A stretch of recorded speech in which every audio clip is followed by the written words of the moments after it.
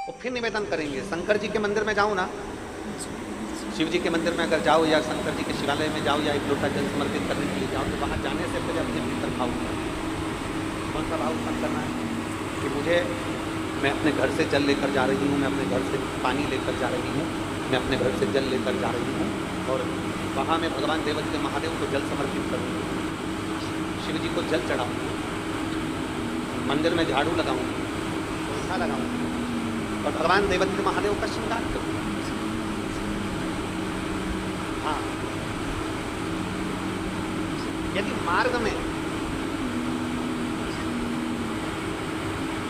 इस जल की भी जरूरत अगर भगवान महादेव से भी ज्यादा किसी चीज को पड़ जाए, संत एकनाथ, संत तुकाराम,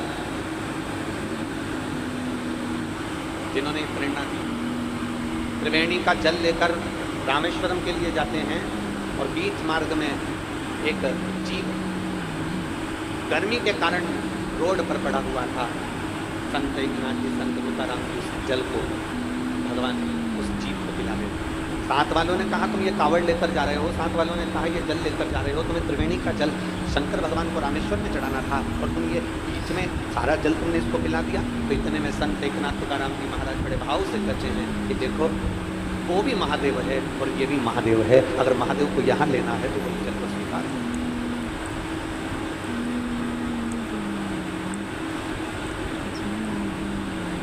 कल शाम का एक प्रसंग है। कल कोई कह रहा था गुरु जी आप 2 बाटल जलाने का बोलते हो, 1 बाटल का क्यों नहीं करते? हमने कहा वो 1 बाटल उसके खुद के काम से, और अगर वो 2 बाटल जल लेकर आ रहा है ना तो उसके अंदर ये भाव है कि मैं दूसरे को पिलाने के लिए लेकर जा रही हूँ। अगर हम दूसरे को समर्पण करने का भाव रखते हैं तो भोलेनाथ भी अपना सर्वस्व तुम्हें लुटाने का भाव अपने भीतर रखते हैं।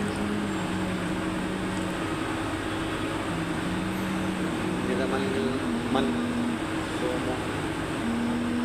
आपका भाव कितना सुंदर हो, आपकी भक्ति कितनी सुंदर हो, उस निर्मल भाव से परमात्मा को ढूंढने में देर।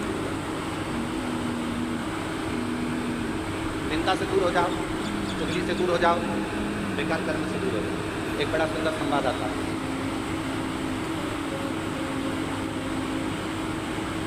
एक राजा ने ब्राह्मणों का भोज रखा, संतों को भी बुलाया, गुरुओं को भी बुलाया और ब्राह्मणों को भी। बड़ा भंडारा है। राजा ने कहा इतने सारे लोगों का भोजन बनेगा, भंडारा बनाने के लिए खुले में बना दिया जाए। ग्राउंड देखा, एक खेत देखा, जमीन देखी, उस पर भंडारा बनना चाहिए। कितना दूर रहना निंदा से, कितना दूरी बनाकर रखना इस निंदा से। इस पर हम बैठे हैं, इस पर हम बैठे हैं, इसको क्या कहते हैं? जम इसको कोई प्रधानमंत्री की कुर्सी तो नहीं कहता, इसको कोई राष्ट्रपति की कुर्सी तो नहीं कहता, इसको कोई मुख्यमंत्री की कुर्सी तो नहीं कहता, इसको कोई आमदार या खासदार की कुर्सी तो नहीं कहता। इसको क्या कहते हैं? व्यास पीठ। काय के लिए मिली है ये? अगर कोई व्यास वक्ता इस पीठ पर बैठे तो वो क्या करने के लिए बैठा है? इस पीठ पर बैठा है वो भगवान की चर्चा करने के लिए, जनमानस को प्रेरणा देने के लिए और जनमानस को मंदिर, शिवालय, देवालय से जोड़ने के लिए। ये व्यासपीठ की गरिमा ये है कि व्यासपीठ से एक भी शब्द निंदा का ना निकले, किसी के लिए अपशब्द ना निकले।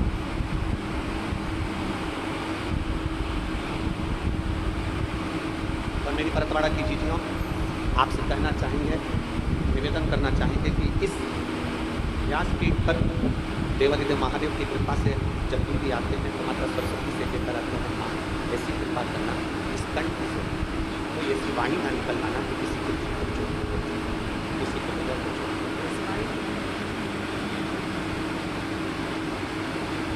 किसी की निंदा इस व्यासपीठ से ना निकले, किसी व्यक्ति विशेष के नाम से कोई शब्द, कोई निंदा इस व्यासपीठ से ना निकले। इस गाती कारण निंदा का प्रतीक, निंदा का फल क्या है, निंदा का पाप क्या है, ये हमारे शास्त्र कहते हैं। एक राजा ने यज्ञ, एक भंडारा करा, ब्राह्मण भोज करा, सबको बुलाया, संत महात्मा गुरुजन सब भोजन कर। भोजन बन रहा था, खुले में एक चील उड़ी, उसने सांप पकड़ा, सांप लेकर उड़ी, सांप ने विष उगला, वो विष खीर में डाल दिया, खीर में विष उगला। ब्राह्मण भोजन कर रहे थे, संत भोजन कर रहे थे, गुरुजन भोजन कर रहे थे, और सारे ब्राह्मण, सारे संत, सारे गुरु उस खीर को खाने के बाद मर गए। जितने भोजन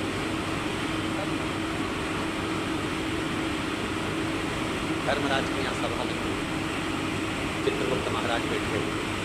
चित्रगुप्त महाराज ने धर्मराज से पूछा, बताइए इतने सारे ब्राह्मण और संत मरे हैं, इसका पाप किसके माथे पर देना, इसका पाप किसके पल्लू में बांधना? इतने ब्राह्मण, इतने संत मरे, इसका पाप किसके माथे पर दिया देना? राजा के माथे पर, जितने ब्राह्मण संत भोज रखा, उस सर्प के माथे पर जिसने अपना विष उगल किया, उस चील के माथे पर जो सर्प लेकर जा रहा है, जो भोजन बना रहा है उसके माथे पर, इतने सारे ब्राह्मण संतों के मरने का पाप किसके माथे पर दिया जाए? बोलो धर्मराज बताइए, मैं किताब लेकर बैठा हूं, इसमें निर्णय देना है, आप बताओ किसके माथे पर? धर्मराज ने कहा 4 दिन रुक जाओ, उसके बाद में निर्णय देंगे कि इसका पाप किसके माथे। 4 दिन निकले, राजा के नगर में 4-5 संत ब्राह्मण और आ गए। उन्होंने एक स्त्री से पूछा, माता जी राजा का भवन कहाँ? स्त्री ने पूछा, हमें भूख लगी है तो राजा के भवन में भूख।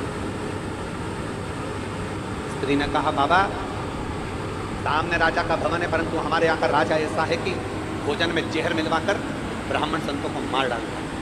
ऐसा खुला राजा है हमारे यहाँ, ऐसा बेकार राजा है हमारे यहाँ। संत ब्राह्मण वापस लौट गए। धर्मराज ने चित्रगुप्त को बुलाया और बुलाकर कहा, जो ब्राह्मण और संत मरे थे उनके मरने का पाप इस स्त्री के माथे पर, उनके मरने का पाप इस स्त्री के माथे पर डाल दिया जाए, क्योंकि इसने निंदा करी है। ये निंदा कर रही है, एक छोटी सी निंदा सामने वाले के पाप को हमारे माथे पर चढ़ा। मंदिर में जाना, शंकर के मंदिर में 1 लोटा जल समर्पित करने के लिए जाना, देवाधिदेव महादेव के मंदिर में 1 लोटा जल समर्पित करने के लिए जाना, भगवान शंकर के मंदिर में 1 लोटा जल समर्पित करने के लिए जाना, शिव के दरवाजे पर अगर 1 लोटा जल समर्पित करने के लिए जाना, भगवान देवाधिदेव महादेव के पास अगर जाना तो ये प्रयास कर कर जाना कि मैं शंकर के मंदिर में जब तक रहूं, मैं शंकर के मंदिर में जाऊं और आऊं, तब तक मेरे मुख से भोलेनाथ ऐसी कृपा करना कि किसी की निंदा ना निकल जाए, किसी की निंदा मेरे मुख से,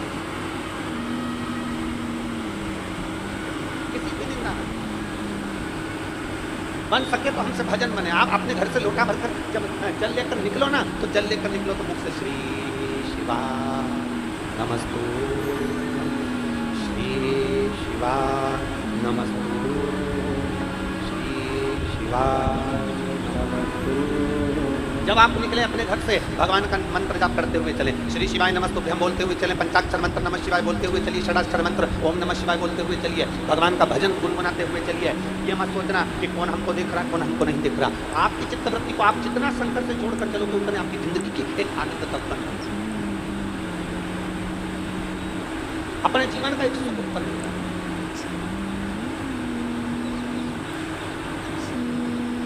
अपने भजन के बल को बढ़ाइए, अपने भाव को बढ़ाइए, अपने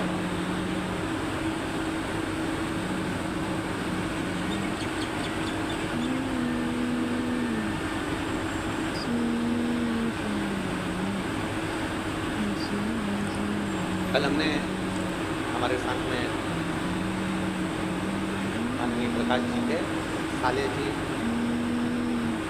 अभी हमको कृष्ण की भूमिका भी निभा रहे हैं, दर्द के साथ। कल हमने उनसे पूछा, इतना तेज गर्मी पड़ रहा है और कई लोगों को खाना पीना भी होता है, खाना पीना होता है, 10 जगह का जल्दी आता है, कोई पेट गड़बड़ होता है, कोई हो रहा है, तो उसके लिए हॉस्पिटल ले जाने के लिए क्या प्रयोजन है? तो उन्होंने कहा, गुरु जी हमारे यहाँ के भरतवाड़ा के जो विधायक महोदय हैं, बच्चू भैया ऐसा कुछ नाम उन्होंने बताया, बच्चे भी गुरु कहा, गुरु जी एक अस्थायी हॉस्पिटल बनाया गया हमारे आसपास में, इससे लोगों का इलाज। माननीय विधायक महोदय बच्चू मुखिया जी को बहुत बहुत साधुवाद देता हूँ कि आपने ये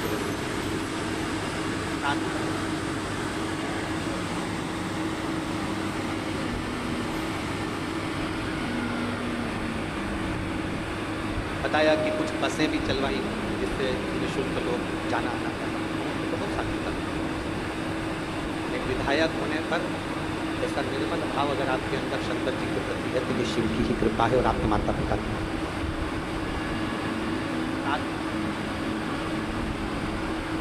अपने भाव को शुद्ध करें, और जब तक अपना भाव शुद्ध नहीं होगा ना, भगवान की एक बड़ी सुंदर बात आती है, संत बनना सरल है पर सरल बनना कठिन है। मेरी दीदियों, संत कोई भी बन सकता है पर सरल नहीं बनता।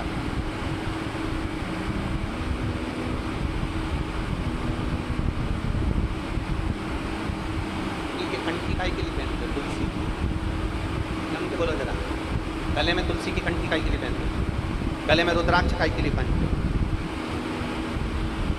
गुरु जी से मंत्र काई के लिए लेते हो, गुरु दीक्षा काई के लिए लेते हो। बड़े बड़े अवधे पर जाकर बैठ जाए और आपने किसी गुरु से मंत्र लिया है, कंठी पहनी है, गले में अगर तुलसी की माला पहने हो, गले में अगर रुद्राक्ष की माला पहने हो, कंठी का मतलब होता है कि अपने कंठ से किसी की निंदा, कंठी का मतलब है अपने कंठ से किसी की बुराई ना निकले, कंठी का मतलब है अपने मुख से किसी की अपशब्द ना निकले। तो समझ लो कि तुम किसी गुरु के चेले हो और तुम्हारा शास्त्र, तुम्हारा वेद, तुम्हारा पुराण तुमको ये बता रहा है कि तुमने उस कंठी को धारण करा है, तुमने अपने कंठ को शुद्ध कर दिया।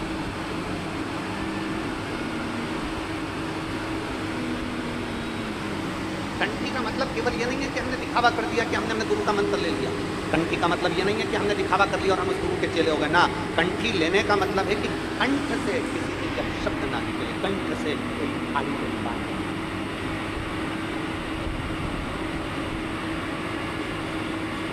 और मत बुरे कर्म कर वरना पछताएगा, भगवान की आंखों से तू बच नहीं पाएगा, तू बच नहीं पाएगा। अरे ओ अज्ञानी मत करना रानी, तेरे कर्म का फल भी पाएगा, जैसा किया तूने तेरे आगे आएगा। मत पूरे कर्म कर वरना पछताएगा, भगवान की आंखों से तू बच नहीं पाएगा, तू बच नहीं पाएगा। ऐसा कर्म क्यों करता? कंठ में कंठी पहने हो और मुख से निंदा कर रहे हो, कंठ में कंठी पहने हो और अपने मुख से आप शब्द कर रहे हो, तो ये श्रेष्ठता नहीं करती। मेरी जीजियों और मेरे जीजाओं, मेरी बेटियों, मेरे बेटाओं, जिंदगी में एक बात याद रखना, जो फसल बोओगे वही बिल्कुल काटना।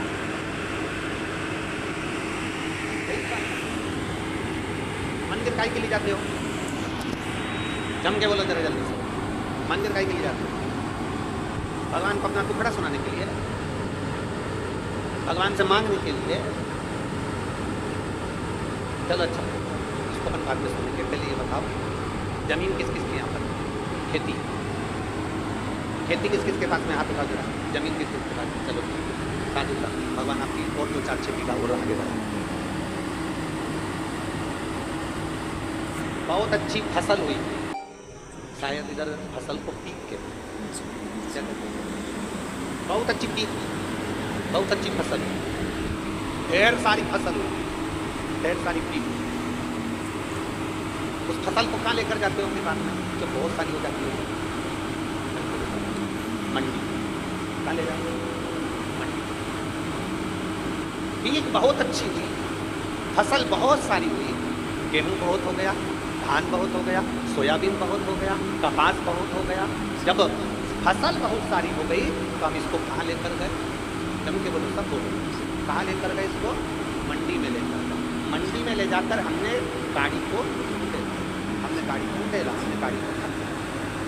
फसल ज्यादा हो गई, गेहूं ज्यादा हो गया तो मंडी ले गए, धान ज्यादा हो गया मंडी ले गए, कपास ज्यादा हो गया मंडी ले गए, तो हमने वहां जाकर बेच दिया। बोलो सही है कि गलत है? सब बोलो जितने बैठे हो, सही है। गेहूं ज्यादा हो गया तो मंडी ले गए, कपास ज्यादा हो गया तो मंडी ले गए, धान ज्यादा हो गया मंडी ले गए, सोयाबीन ज्यादा हो गया मंडी ले गए, फसल ज्यादा हो गई तो मंडी ले गए, सब्जी ज्यादा हो गई तो मंडी ले गए। उसी तरह मंदिर क्यों जाते हैं? शिव पुराण करते हैं जैसे फसल ज्यादा होती है तो मंडी ले जाई जाती है, पाप ज्यादा होता है तो महादेव के दरवाजे जाया जाता है। मंडी में जाकर फसल को खाली करा जाता है, और मंदिर में रोज जब हम देवरिया महादेव को लोटा भर के जल चढ़ाने जाते हैं ना, तुमको तो मालूम भी नहीं पड़ता हमारे ऊपर जो पाप चढ़ा हुआ होता है वो धीरे धीरे जल चढ़ाते चढ़ाते जब हम महादेव के सामने अपने शीश को झुकाते हैं तो जैसे ट्राली बैलगाड़ी जैसे फसल की गाड़ी खाली हो जाती है, जब हम महादेव के आगे शीश झुकाते हैं तो हमारे ऊपर का पाप भी खाली हो जाता है।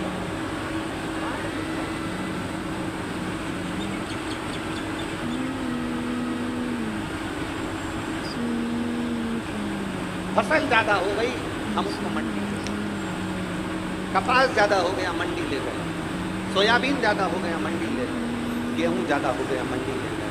निवेदन है जब और ऐसा कोई मनुष्य नहीं जो पाप ना करता, सबके मुख से रोज झूठ निकलता है, रोज सबके मुख से अपशब्द निकलता है। हम कितना भी समझा देते उसको तो मुख से कुछ ना कुछ गाली निकल निकल, आड़ा टेढ़ा निकल निकल, हम कितना भी बोलते थे तो फिर भी कहीं ना कहीं हमारी वाणी से निकल जाता। कली काल है ना, कलयुग है ना, हम कितना भी समझा लें तो भी निकल जाएगा। तो क्या करना है हमको? फसल को मंडी लेकर जाओ तो इस शरीर को कहाँ लेकर जाना है?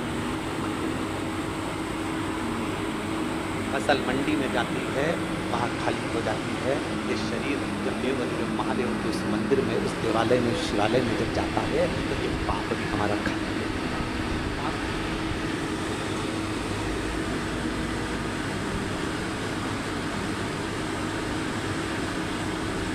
मेरे बाबा दया करना,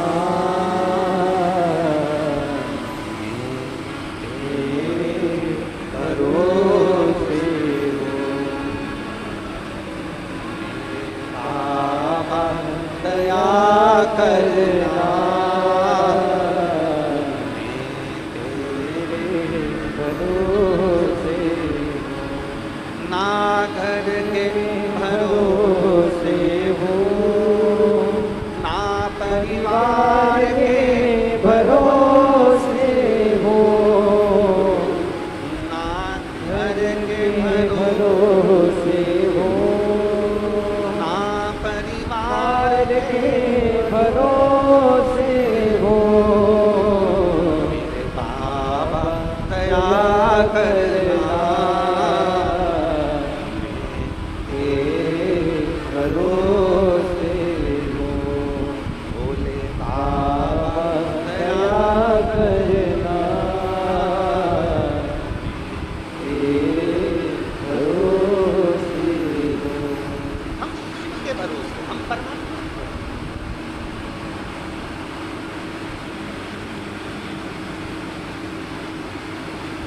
आश्रित। इस मुख से निंदा ना निकले, इस मुख से अपशब्द ना निकले, कंठी पहनने के बाद कंठ से आड़ी टेढ़ी बात ना। और लिखण वाले तू हो के तैयार लिखना,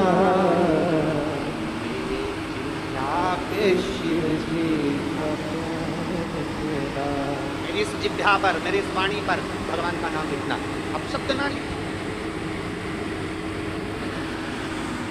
संत बनने के लिए सरल बनना पड़ेगा। शंकर भगवान के लिए, शंकर भोले हैं इसलिए भोला बनना पड़ेगा। जो जैसा है ना उसके जैसा वैसा बनना पड़ेगा। मेरी चीजियाँ बैठी है ना, जब ये बच्चे को भोजन कराती है ना, बूढ़े से बूढ़े लोग जब बच्चे के साथ खेलते हैं ना तो बच्चा बनता है। बोलो चीज़ें सही बात है। और क्या उसकी मम्मी भी क्या तोतरी बोले नहीं, पर बच्चे के साथ में उसको तोतरा बनना पड़ता है। कितनी लीला करती है, वो कौआ आया, कौआ आया, कौआ आया, कौआ आया।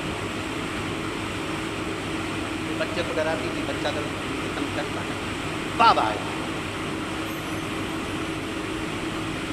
बच्चा फूल हो गया हो ना, फूल दे दो माँ को, बच्चा सुंदर जाता है रोना, थोड़ी देर के लिए देखते हैं हाँ नहीं आए, फिर माँ फिर बाबा आए, बच्चा रोना। शिव महापुराण की कथा कहती है बच्चा रो रहा है और माँ कहती है बाबा आया, तो बच्चा रोना बंद कर देता है। संसार सागर में आप रो रहे हो और व्यास जी से सुन लो, कोई तुमसे कह दे कि शंकर भगवान आएंगे तेरा दुख मिटा कर जाएंगे, समझ लेना बाबा आएगा दुख मिटा कर, रोना बंद। मेरे बाबा दया करना, मेरे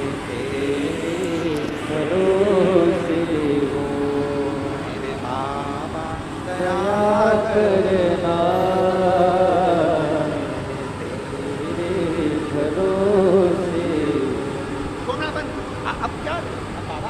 बाबा आया, बच्चे ने रोना बंद करा। माँ को बच्चे के साथ बच्चा बनना पड़ता है, माँ को जैसा बूढ़ा व्यक्ति बूढ़ा बनना पड़ता है, माता पिता को बच्चे की अनुकूल चलना पड़ता है, जैसा वो है उसके अनुकूल रहना पड़ेगा। तो क्या माँ बच्ची है? क्या घर का बुजुर्ग बच्चा है? पर बच्चे के साथ बच्चा बनना पड़ता है। उसी तरह मेरे महादेव भोले हैं, मेरे महादेव भोले भाले हैं, इसलिए उनका नाम है भोले शंकर। तो हमको क्या बनना पड़ेगा? महादेव जैसा भोला बनना पड़ेगा। जब आप भोले बन जाएंगे, महादेव आपके साथ हो जाएंगे, फिर आपका दुख महादेव का होगा, आपका दुख महादेव। एक पत्र है,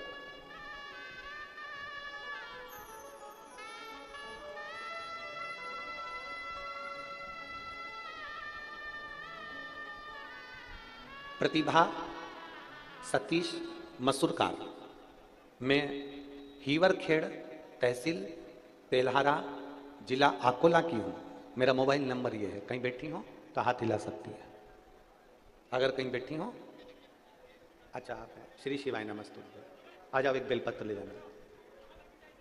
मेरा नाम प्रतिभा सतीश मसूरकार है, मैं हीवरखेड़ तहसील तेल्हारा जिला अकोला की हूँ। मेरा मोबाइल नंबर ये है। गुरुजी, मैं एक लोटे जल का क्या वर्णन करूं। मुझे सोराइसिस की बीमारी थी, 13 साल से मेरे शरीर से खाल निकलती रहती थी, उसको कितना भी खुजालो उसमें से खाल निकलती रहती थी, पूरे शरीर में खुजाल चलती रहती और सोराइसिस की बीमारी थी। 13 साल से 13 वर्ष से लगातार मैं इलाज डॉक्टरों का करवा रही थी। डॉक्टर ने कहा था ये बीमारी मरते दम तक रहती है, इस बीमारी का कोई इलाज नहीं, बीमारी ठीक नहीं हो सकती है, डॉक्टर ने कह दिया। तब मैंने दवाई तो खा रही थी, टीवी पर आपकी कथा सुनना प्रारंभ करा और टीवी पर कथा श्रवण करना प्रारंभ करा। एक लोटा जल देवादिदेव महादेव को समर्पित करती, उस जल को लाती, पीती और अपने शरीर पर लगा लेती। गुरुदेव, मैं बाबा का क्या गुणगान करूं, जहां दवाइयां असर ना कर पाई, सोराइसिस की बीमारी मरते दम तक रहती है, लोग कहते हैं, डॉक्टर कहते हैं, पर मेरे देवादिदेव महादेव ने मुझे 4 महीने में अच्छा कर दिया और बाबा की कृपा से आज मैं पूर्ण तरह से ठीक हूं और मेरी बीमारी भी ठीक है।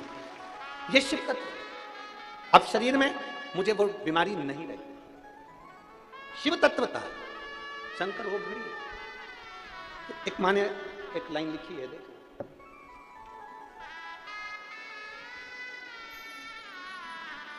सो दीपिका सचिन राखोड़े, पेंशनपुरा परतवाड़ा की रहने वाली हूँ।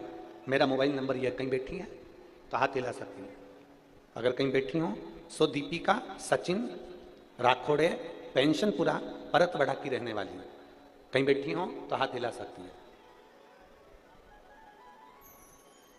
परतवाड़ा की रहने वाली हूँ। मेरी लड़की खुशी सचिन राखोड़े 8 महीने की हुई, तब से जब वो 8 महीने की हुई तब से उसको एक गठान हो गई और गठान डॉक्टर को दिखाया तो डॉक्टर कहते हैं कि इसका ऑपरेशन करना पड़ेगा।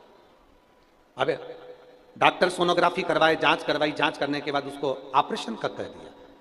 जब हमने ऑपरेशन का सुना तो हमने, बच्ची छोटी है जानकर ऑपरेशन कैसे कराते, हमने इतनी छोटी सी बच्ची का कैसे ऑपरेशन करा। तब हमने ऑपरेशन करने का मन से निकाल दिया और हमारी पड़ोसन के कहने से हमने शंकर जी को 1 लोटा जल चढ़ाना प्रारंभ करा। शिव जी को जल चढ़ाते, वो जल लाकर अपनी बेटी को दे देते। बेटी की उम्र छोटी है और उसको ये गठान उसके बगल में हो गई। अब करें क्या गुरुदेव?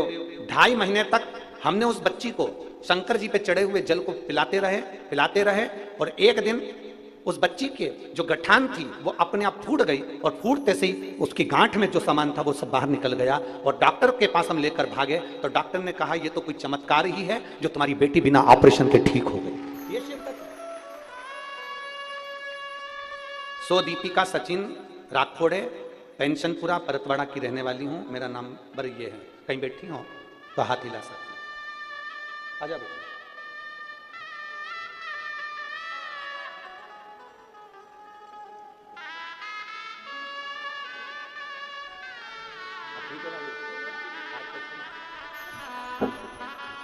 शरीर पूरा ठीक हो गया? हाथ वगैरह पूरे शरीर का था?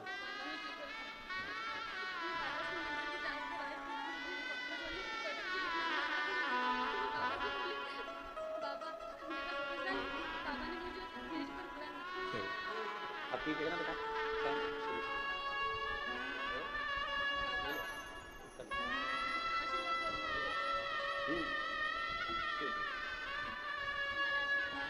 अब ठीक है ना शरीर? 13 वर्ष से सोराइसिस की बीमारी थी, पूरा शरीर खुजाते, पूरे शरीर में थी और देवाधिदेव महादेव ने आज पूरा शरीर बाबा की कृपा से ठीक हो गया।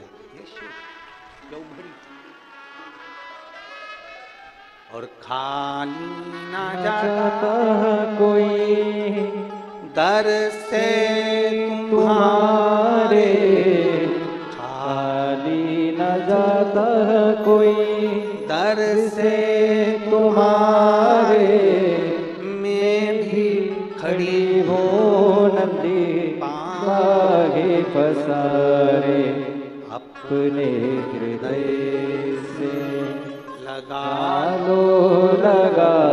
लो गिरा जा रहा हो, उठा लो। आप दिल से उसको एक लोटा जल चढ़ाओ, आप दिल से उससे निवेदन करो। वो बेटी ने एक लाइन अच्छी लिखी है, प्रतिभा सतीश मसूरकार, हीवर खेड़ा, तेलाहारा, जिला अकोला। इन्होंने एक लाइन अच्छी लिखी है,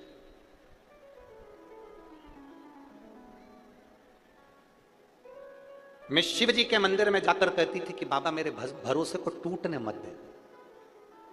लाइन अच्छी है, मेरे भरोसे को टूटने मत देना। और यदि भरोसा पक्का है ना, शंकर जी को रामचरितमानस में विश्वास कहा है। तुलसीदास जी कहते हैं शंकर विश्वास रूपिणो, शिव विश्वास। मेरे जीजाओं, मेरी जीजियों, मेरी बेटियों, मेरे बेटाओं, अगर आपका विश्वास पक्का है ना, अगर विश्वास पक्का है तो ये निश्चित है कि मेरा महादेव तुम्हारी झोली भरने में देरी नहीं करेगा। पक्का भरोसा दृढ़ रखना, भरोसे को कम मत होने दो। और जो कहते हैं भगवान हमारी नहीं सुनता, उनसे निवेदन करूंगा किसी कथा के पंडाल में बैठकर जब कुबेरेश्वर धाम से मेरा कुबेर भंडारी कथा वाचने के लिए आया हो, मेरा कुबेरेश्वर धाम से कुबेर भंडारी जब कथा वाचने के लिए आए, उस पंडाल में 7 दिन 5 दिन बैठकर विनती कर कर देखना, अगले पंडाल में तू खुद पत्र लेकर पहुंचेगी कि मेरे बाबा ने मुझे ये दिया।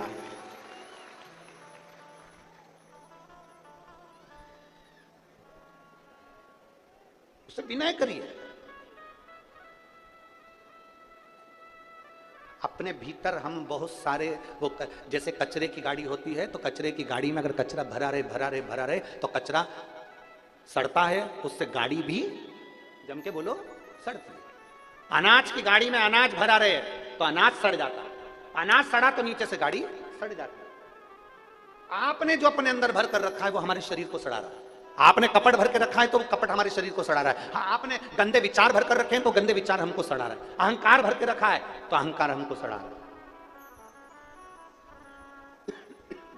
अपने भीतर जो हमने भरा। इसलिए कचरे की गाड़ी को खाली करना जरूरी है, अनाज की गाड़ी को खाली करना जरूरी है, बर्तन में पानी भरा है तो उसको खाली करना जरूरी है, वरना जंग लग जाएगी। प्लास्टिक की बाल्टी होगी तो बाल्टी चिकनी हो जाएगी, पानी भरा रहेगा तो उसमें कई जम जाएगी। इसलिए कपड़ा पानी में पड़ा रहेगा तो वो पानी में कपड़ा भी बेकार हो जाएगा। शास्त्र कहता है खाली करना जरूरी है। डब्बे में भरा है खाली करो, बाल्टी में भरा है खाली करो, कचरा भरा है खाली करो, अनाज भरा है खाली करो, कुएं में पानी भरा है कुएं को भी खाली करना जरूरी है। अगर कुआं खाली नहीं होगा तो पानी बदबू मारने लगेगा। कुएं को भी खाली करना जरूरी है। उसी तरह कुएं को खाली करना जरूरी है, तालाब को खाली करना जरूरी है, अनाज की गाड़ी को खाली करना जरूरी है, कचरे की गाड़ी को खाली करना जरूरी है।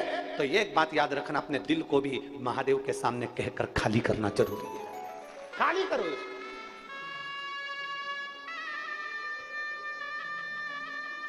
ज्यादा दबा दबा कर रखोगे ना तो वो कहते हैं ना, ज्यादा दबा दबा के खाओगे तो दवा खाने जाओगे। अरे बोलो तो जम के एक बार फिर से बोलो, दबा दबा कर खाओगे दवा खाने जाओगे। इसलिए शास्त्र कहता है 2 हिस्सा खाओ, 1 हिस्सा पानी के लिए रखो और 1 हिस्सा थोड़ी सांस लेने के लिए रख ले दम। परंतु व्यक्ति सोचता है बिस्कुट आ रहा है आन दो, पानी आ रहा है आन दो, कोल्ड ड्रिंक आ रहा है आन दो, कुरकुरे आ रहे आन दो, वेपर्स आ रहे आन दो, सब ले लेके रख लिया और पूरी कथा में कथा तो कम सुनी और दिन भर बैठी बैठी बैठी बैठी बैठी बैठी बैठी। अब इतना खा लिया कि अब लोटा, अब इतना खाया तो फिर अब विचार कर रही कहां से निकलूं, कहां से जाऊं, सारी जनता भरी पड़ी है। कथा में बैठो ना तो पानी भी उतनी मात्रा में पियो जितना शरीर को लगे, मालूम पड़े ज्यादा तकलीफ है।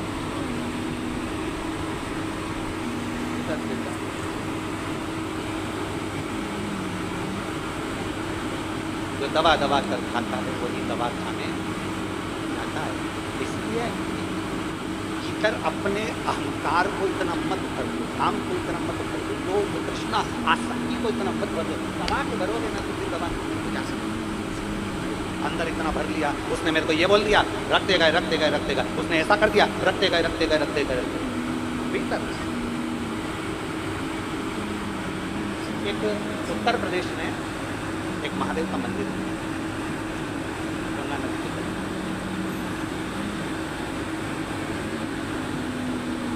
हमीरपुरा उत्तर प्रदेश में पड़ता है, गंगा नदी के तट पर। हिडिंबेश्वर महादेव, आप सब उसका नाम बोलेंगे हिडिंबेश्वर। हिडिंबा जो थी वो हिंदी धर्म थी, उसी के नाम से मंदिर हिडिंबेश्वर। कौन सा मंदिर? जम के बोलो जरा सभी लोग, हिडिंबेश्वर।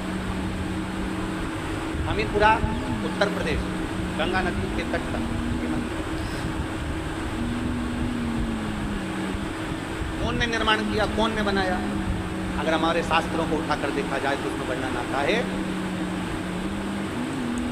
हिडिंबेश्वर महादेव जब पांडव वन में विचरण कर रहे थे और भीम पहरा दे रहे थे, हिडिंब की बहन हिडिंबा उसने देख लिया,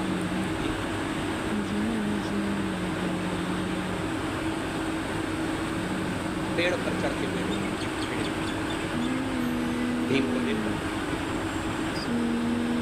सुबह सुबह भीम ने ब्रह्म मुहूर्त में सुबह के समय पर स्नान करा, एक शिवलिंग का, पार्थिव शिवलिंग का भीम ने निर्माण किया। पेड़ों की पत्ती तोड़कर भीम लाया और उस शिवलिंग पर हिडिंबा देख रही, हिडिंबा देख रही।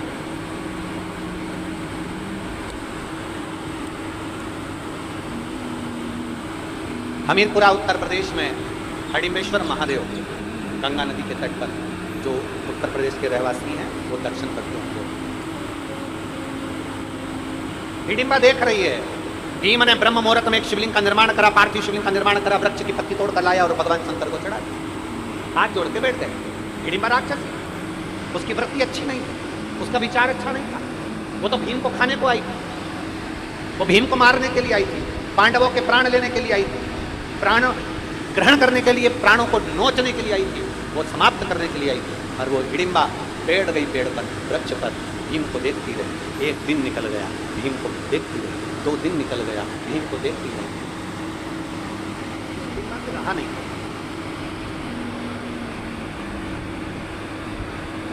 यशोदा से रहा नहीं। तब हिडिंबा एक सुंदर स्त्री का रूप रखकर एक मुनि के पास में पहुंची। हिडिंबा एक सुंदर स्त्री का रूप रखकर एक, अभी तक राक्षसी विग्रह था उसका, अभी तक राक्षसी शरीर था उसका। जैसे श्रीमद् भागवत में कथा आती है पूतना, राक्षसी थी, पर भगवान को दूध पिलाने के लिए जब जाती है तो बड़ी सुंदर गोपी का रूप रखकर जाती है, बड़ी सुंदर बनकर जाती है पूतना, बड़ी सुंदर स्तनपान कराने के लिए।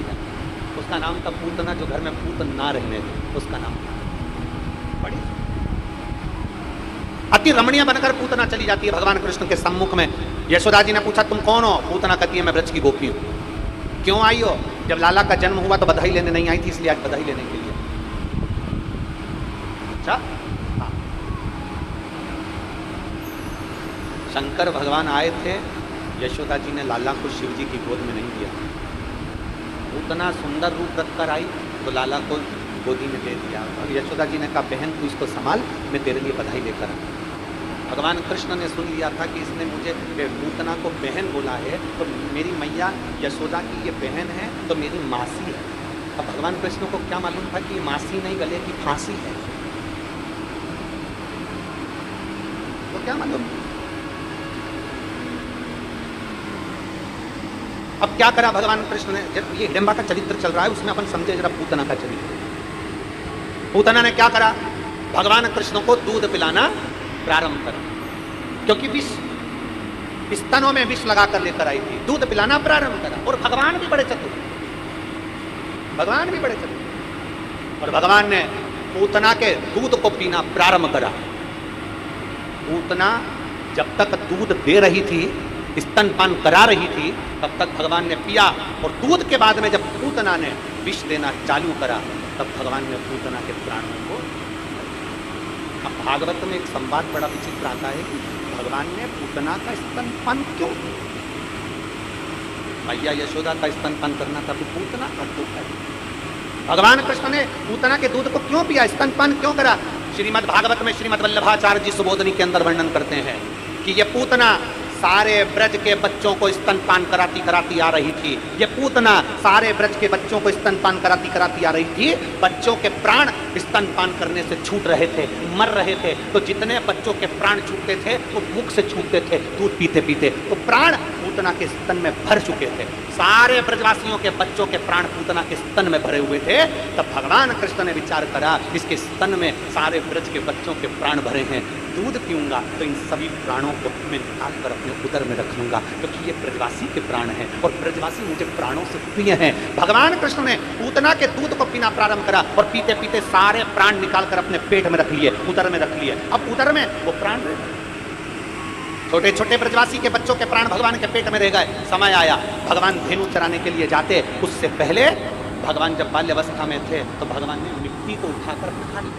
बोलो कथा सुनी कि नहीं सुनी? सब चल के तो बोलो जरा सुनिए। भगवान ने क्या करा, अपने चरण की रज को उठाकर खाया। अपने पांव की मिट्टी को भगवान कृष्ण खा रहे, अपने चरण की रज को भगवान खा रहे। अब दुनिया के लोगों ने कुछ भी बोला हो कि चरण की रज क्यों खाई, माता को ब्रह्मांड का दर्शन कराना था, पृथ्वी का दर्शन कराना था, पूरे विश्व का दर्शन कराना था, पर भगवान कृष्ण से कोई पूछे कि तुमने ब्रज की रज अपने मुख में क्यों खाई, तब भगवान कृष्ण का वाक्य रहेगा, जिन ब्रजवासियों के प्राण पूतना ने हरे थे उनके प्राण मैंने स्तन में से निकाल कर अपने पेट में रखे थे। ये बाहर के ब्रजवासियों का उद्धार तो मेरे चरण की रज से हो जाएगा, पर जो अंदर ब्रजवासी पड़े हुए हैं इनका उद्धार कैसे होगा? तब भगवान ने अपनी चरण की रज खुद खा ली और अंदर बैठे हुए जीवों का कल्याण कर, अपने चरण की रज स्वयं खा, अपने चरण। हिडिंबा देख रही है, जैसे पूतना सुंदर स्त्री का रूप रख कर गई थी वैसे हिडिंबा बड़ी सुंदर रूप धर कर गई। एक मुनि के सामने पहुंच गई, अड़भंग मुनि अपने वेश में आनंद लेते हुए चल रहे थे। चरण प्रणाम, हिडिंबा ने सुंदर स्त्री का रूप रखकर पहली बार किसी मुनि को प्रणाम करा। ये जब जब साधु संतों को देखती थी तो खा जाती थी, आज पहली बार प्रणाम कर रही है। जरा विचार करिएगा, भीम को शिवलिंग की पूजन करते हुए देखा तो हिडिंबा का विचार बदल गया। अब उसने मुनि को संत को खाया नहीं, उनको प्रणाम। लोग कहते हैं इतने सारे लोग कथा में आते हैं, क्या सबका मन बदल जाता है? हम कहीं नहीं बदलता, थोड़ा बहुत तो असर आता होगा। थोड़ा बहुत भी अगर असर आ गया ना शंकर की भक्ति का, तो बहुत धीरे धीरे धीरे धीरे रहता है।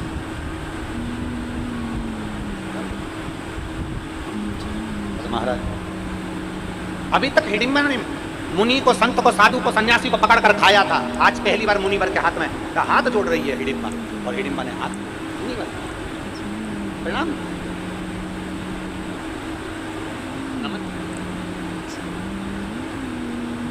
मुनिवर से पूछा, मुनिवर मेरे को आपसे पूछना है, मैंने देखा है मिट्टी का कोई एक ऐसा पिंडी जैसा बनाता है और उसके पूजन करता है, उसका विधान क्या? हिडिंबा को मुनि ने कहा ये पिंडी नहीं, ये शिवलिंग है, और जो शिवलिंग की आराधना करता है, 7 वृक्ष की पत्ती को लाकर महादेव के ऊपर समर्पित करता है, उस भूलवश भी एक बेलपत्र अगर महादेव को चढ़ जाती है, मुनिवर ने कहा उसकी मनोकामना पूरी हो जाती है। हिडिंबा ने कहा जो मांगेंगे वो मिल जाएगा, मिल जाएगा। मैं जिस पुरुष को देखी हूँ क्या वो मेरा पति बन जाएगा? बन जाएगा। तुम मानते हो? राक्षसी ने केवल पूजन करते हुए देखा तो उसने मन में विचार किया, राक्षसी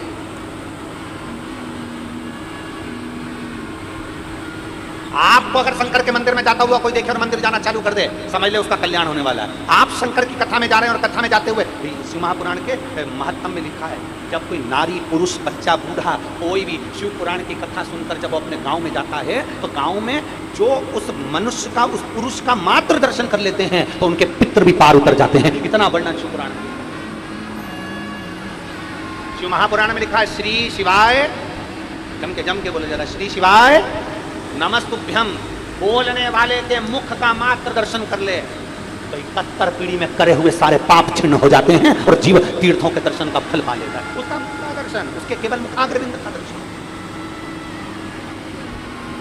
अब इतने सारे आप लोग हो, श्री शिवाय नमस्तुभ्यम बोल कर जाते हो, लोग आपका दर्शन करते होंगे, मुख देखते होंगे, आपका चेहरा देखते होंगे, आपका स्वरूप देखते होंगे, कितनों का कल्याण कर देते, कितनों।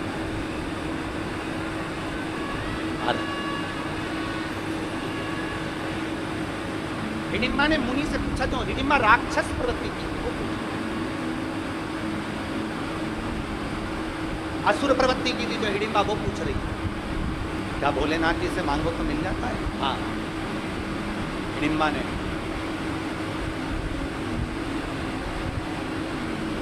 एक शिवलिंग की स्थापना, अखंड हिडिंबा वहां पे जाती नहीं,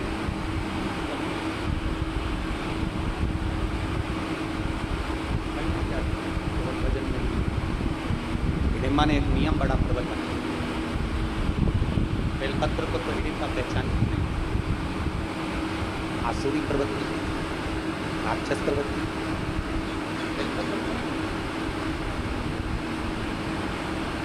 आसुरी प्रवृत्ति में आपको कहाँ बेलपत्र देखा?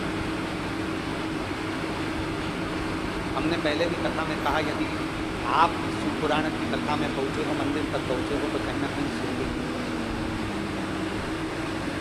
अगर ये श्री ओम प्रकाश जी, श्री प्रकाश जी जयसवाल कथा करवा रहे हैं, तो हमने पहले भी कहा कि माता पिता की कोई पुण्याई होगी तो ये शिव पुराण की कथा जयसवाल करवा रहे हैं। सुनने वाले की भी पुण्याई है, कथा करवाने वाले की भी पुण्याई है, और कथा वाचने वाले की भी पुण्याई है, पर उसमें सबसे प्रबल पुण्याई है यजमान परिवार की और एक आपकी, सबसे बड़ी पुण्याई। तो ये कथा आपने करवाई और आप श्रवण कर रहे हो, तो ये बाबा कुबेर भंडारी इस कथा को बात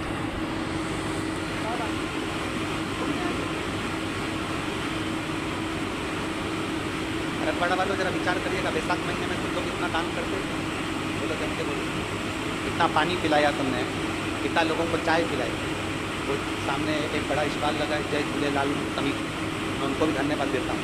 लगातार प्रतिदिन कुछ ना कुछ प्रसाद में, कभी चना, कभी कुछ, पूरे टाइम, ऐसा नहीं कि खत्म हो जाए, उन्हें हलवाई में ही रख रखा है, बनाते जा रहा, लगाते जा। हम रास्ते से जाते हैं, बीच में जगह जगह पर कोई ने शरबत का स्टॉल लगा रखा है, कोई ने पानी का स्टॉल लगा रखा है। और ऐसे कई भगत हैं जिनका तो नाम हमको आता भी नहीं, हम तो बस गाड़ी से निकलते हैं तो देख लेते हैं तो ध्यान में आ जाता है। तो ऐसे बहुत भगत हैं। आप में कई माताएं ऐसी हैं, ऐसा एल्युमिनियम का इतना बड़ा डब्बा, उसमें भर के लिया पोहा, उपमा, खिचड़ी, और अपने पास में लेके बैठ गई। जो आसपास की माताएं उनको धीरे धीरे कथा भी समझी जा रही और निकाली पाती। धन्य है मेरी परंपरा, मैं आपको नमन करता हूँ, प्रणाम करता हूँ।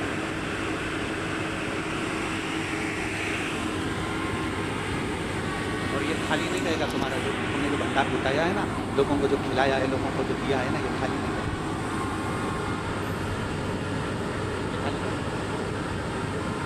हमारे बीच में माननीय विधायक श्री रवि जी राणा जी को बात है, जिन्होंने अमरावती में बहुत सुंदर शिव महापुराण का वाचन करवाया और जनमानस में प्रेरणा दी।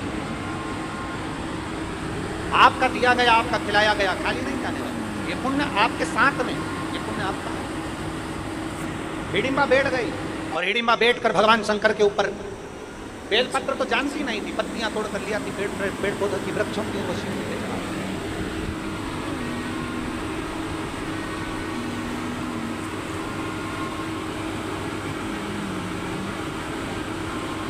और हिडिंबा लगी भगवान मंत्र नहीं जानती है हिडिंबा, शिव जी के मंत्र जाप को नहीं जानती है हिडिंबा, शंकर जी के मंत्र को नहीं जानती है हिडिंबा। बस पत्तियां तोड़ती है, शंकर जी को चढ़ा देती है और बैठी है। केवल पत्ती को तोड़ने के लिए, पत्तियों को लेने के लिए जाती है, उसके सिवाय वो कहीं नहीं जाती। शंकर जी के सामने बैठी रहती है। अब जिस मुनि ने उसको बोला था कि जो मांगो मिलेगा, विश्वास पक्का था हिडिंबा का कि जो मांगोगे मिलेगा। जैसे आपका विश्वास पक्का, आपका भरोसा पक्का। आप कथा पर विश्वास करते हो ना कि मैंने सुना है शंकर सुनता है, एक लोटा जल चढ़ाएंगे वो सुनेगा, बेलपत्र चढ़ाएंगे सुनेगा, बेलपत्र खाएंगे रोग मुक्त होगा, तकलीफ मेरी मिट जाएगी। कि आपने सुना है, आप सुनते हो तो विश्वास जागृत होता, विश्वास जागृत होता तो शिव सुनता है, करता है।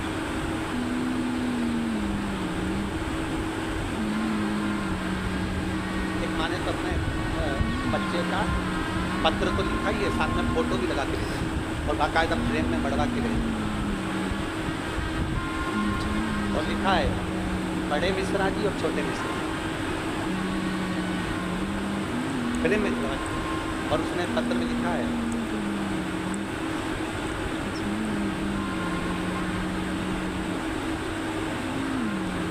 मेरे 4 बच्चे, चारों बच्चों की शादी मैंने एक ही मंडप में करी है। तो लोग कहते थे तेरे यहाँ औलाद नहीं होगी, तेरे बच्चियों के घर संतान नहीं होगी। वास्तव थी कि बच्ची के घर में औलाद नहीं, कई साल निकल गए। तब आखिरी में सब जगह डॉक्टरों को दिखाना बंद कर दिया। फिर हमने पशुपति व्रत करा और बाबा की कृपा से जो बच्चे का सुख नहीं था, बाबा ने ऐसी कृपा करी कि 5वां व्रत हुआ और मेरी बेटी के घर में संतान की प्राप्ति हुई। उसका फोटो लगा कर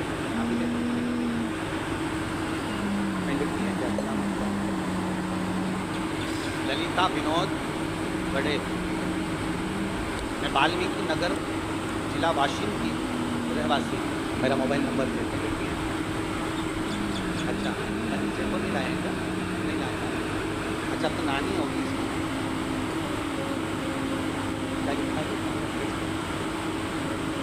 अच्छा बच्चे का नाम शिव शंभू रखा है, बहुत बहुत साधुवाद। बैठिए, बधाई आपको नानी जी को।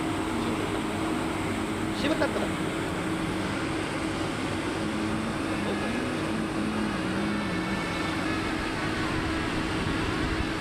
आप करो दिल से आराधना, आप करो दिल से पूजन, सुनेगा। महादेव है, हिडिंबा बैठ गई, पत्तियां तोड़ कर लाती बैठ जाती, शंकर जी को समर्पित कर देती। भगवान भोलेनाथ ने ये नहीं देखा कि तूने क्या चढ़ाया, भोलेनाथ जी ने ये नहीं देखा कि तेरा वस्त्र कौन सा है, भोलेनाथ जी ने ये नहीं देखा कि पकवान क्या लाया है।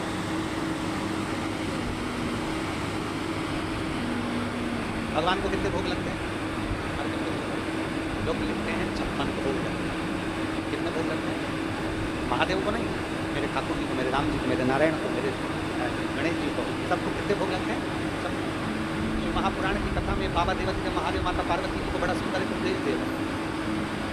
देवदेव महादेव माता पार्वती जी को उपदेश दे रहे हैं। उस उपदेश में माता पार्वती जी से कहते हैं, पार्वती सुन, जैसे देवताओं को भोग लगते हैं ढेर सारे, उसी तरह मनुष्य को भी भोग भोगना पड़ते हैं ढेर सारे।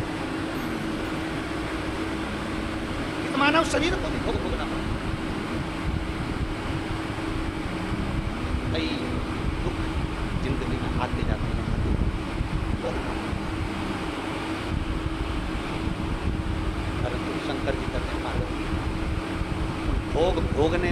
मुझे याद रख लेता है, उसके दुख को समाप्त कर ने भगवान शंकर से मांगा, मन करना साधना से बाबा को करा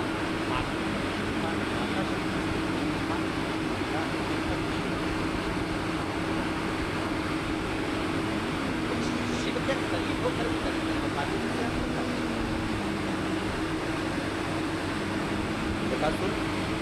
भगवान शंकर से प्रकट हुआ। पार्वती जी कहती है मेरा पुत्र है, शंकर जी कहते हैं इसको पानी रखते नेत्र बंद करने के बाद प्रकट हुआ है।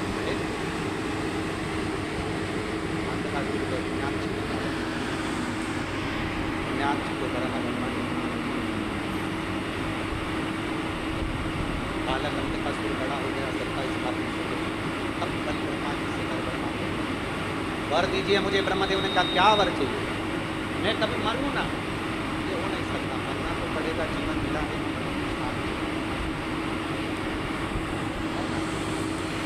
मुझे वर दीजिए, यदि मैं मरूं, मैंने अगर अपनी माता को गलत दृष्टि से देखा हो तो, क्योंकि अंधकासुर को यह मालूम था कि मेरा जन्म माता के गर्भ से नहीं हुआ है।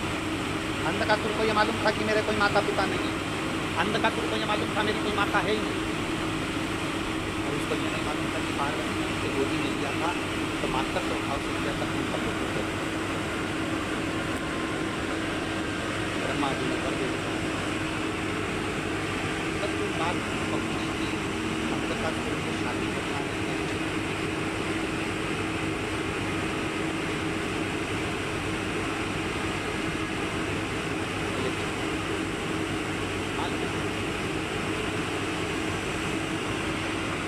अच्छी पुत्री थी वो, तो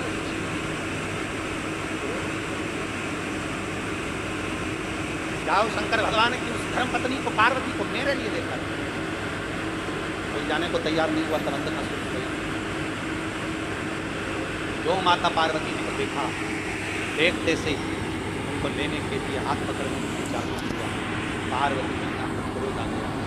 ब्रह्मा जी ने कहा था अगर तुम अपनी माता को गलत दृष्टि से देखोगे तो तुम्हारे प्राण चले जाएंगे। शिव महापुराण की कथा कहती है संसार की सारी माता, जब कोई पुरुष पर नारी को गलत भाव से देखता है तो अधिपति रावण ने माता जानकी को गलत भाव से देख लिया था, पूरा गया था, पूरा गलत भाव से।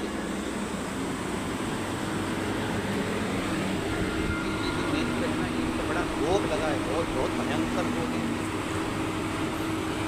दो चीजें नेत्रों को बड़ा भारी कहते ना कि सारे पाप का भुगतान धर्मराज भुगताते हैं, पर दो पाप ऐसे होते हैं जिसका भुगतान भोलेनाथ पृथ्वी पर भुगतान। सारे पापों का भुगतान धर्मराज ऊपर भुगताते हैं, पर दो पाप ऐसे हैं जिसका भुगतान भोलेनाथ पृथ्वी पर भुगतान। पहले नंबर का गर्भवती माता को गाली देना पाप है, जिसका भुगतान मनुष्य देह में मानव को भोगना पड़ता है। गर्भवती नारी को गाली देना, अपशब्द कहना, हंसना, उस पर मनुष्य को भोगना पड़ता है। दूसरे नंबर पर रजोधर्म नारी, रजस्वला नारी, रजो धर्म धारण करी हुई नारी 4 दिन 3 दिन 5 दिन 6 दिन 7 दिन घर में काम नहीं करती। रजो धर्म धारण करी हुई नारी को अगर कोई गाली देता है, अपशब्द कहता है, आड़े टेढ़े संवाद करता है, तो उस मनुष्य को पृथ्वी पर ही भोगना पड़ता है। सारे पापों का भुगतान धर्मराज ऊपर भुगताते हैं, पर दो पाप ऐसे हैं जिसका भुगतान मनुष्य को पृथ्वी पर भोगना पड़ता है। महादेव गर्भवती नारी का हंसना, गर्भवती नारी को ताना देना, गर्भवती नारी को अपशब्द कहना, और दूसरा जो धर्म पालन करने वाली नारी रजस्वला कोई स्त्री होती है। हमको देवरानी पेट जेठानी जितनी भी होती है, जब हमें साथ की कथा में करते हैं, उनको सास से भी करते हैं, बहुओं से भी करते हैं। घर में अगर तुम्हारी देवरानी रजस्वला धर्म से है और जेठानी को ज़्यादा काम करना पड़ रहा है, तो जेठानी से निवेदन है अपनी देवरानी को रजो धर्म के समय पर जेठानी रजो धर्म से है और देवरानी को ज्यादा काम करना पड़ रहा है, तो देवरानी से लेकर जेठानी तक। ननद रजो धर्म से है और भाभी को काम करना पड़ रहा है, या भाभी रजो धर्म से ननद को काम करना पड़ रहा है, तो अपशब्द बोलता है। इन दिनों में स्वयं कालनी इसकी गणना करता है। इसलिए निवेदन है कि किसी भी रजो धर्म वाली, देखिए रजो धर्म के समय पर माता द्रौपदी का केश पकड़कर खींचकर दुशासन लेकर आया था, जिसका भोग पूरे कौरवों को भोगना पड़ा था। और पूरे कौरवों को क्या, उस सभा में जितने बैठे थे, चाहे भीष्म पितामह बैठे हों, चाहे द्रोणाचार्य बैठे हों, चाहे धृतराष्ट्र बैठे हों, चाहे गांधारी बैठी हो, सबको पाप कर्म का भोग।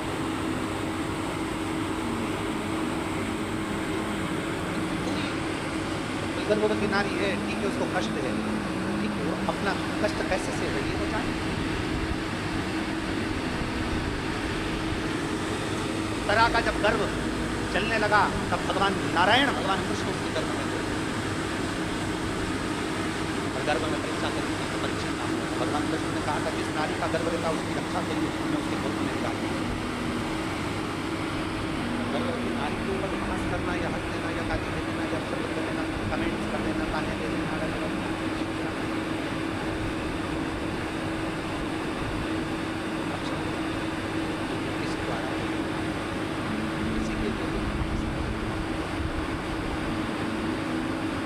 जहाँ आपको लगता है ना कि ये फालतू की बात बोल रही है, उस समय तक नो कमेंट, कोई कमेंट, कोई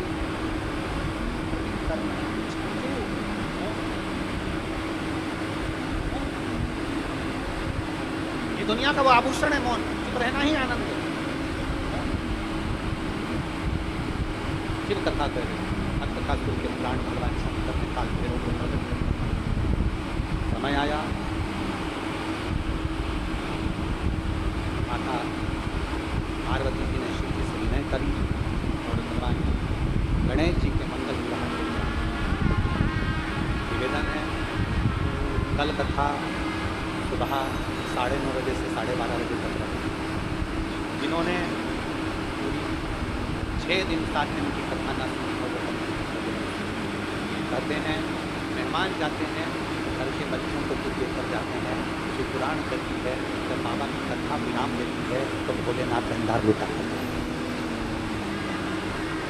बोल बम का नारा है।